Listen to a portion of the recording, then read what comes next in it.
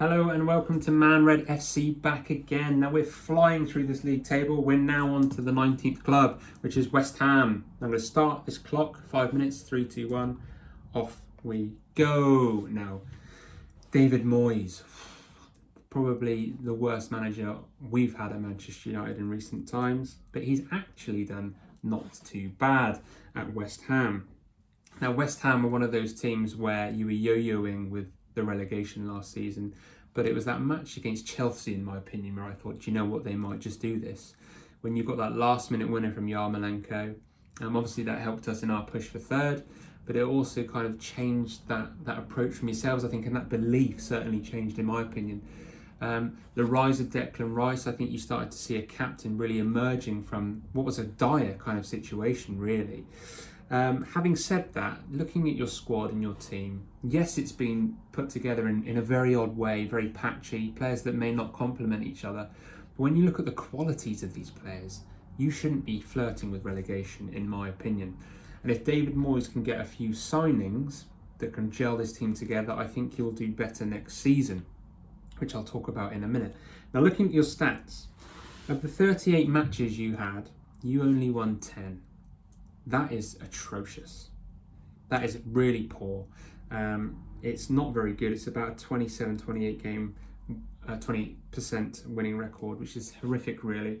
And even combining the wins with the draws, that's only 19 games because you drew 9. So it's 50% of the matches you don't lose. That's not good enough. I mean, that really isn't. And that just goes to show that actually your team doesn't know how to control matches, and it's just far too open. And it just goes to show, you scored 49 times.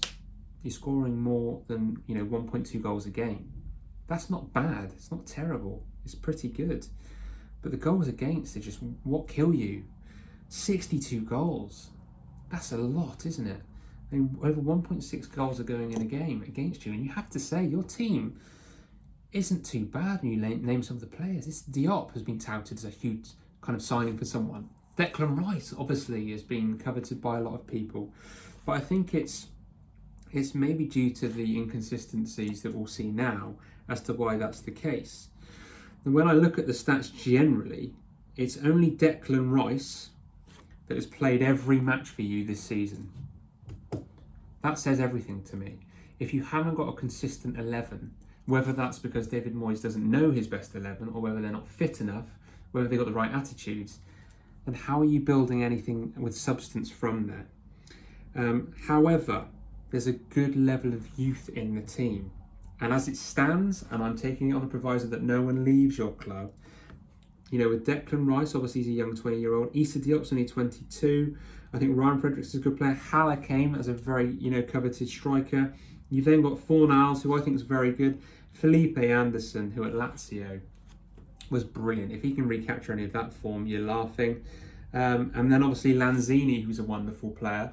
Then you've got players there that haven't really hit the ground running that could potentially do a job for you. I mean, Lanzini as an example, no goals, 2 assists. And I really rate him. Wonderful feat, but just hasn't worked.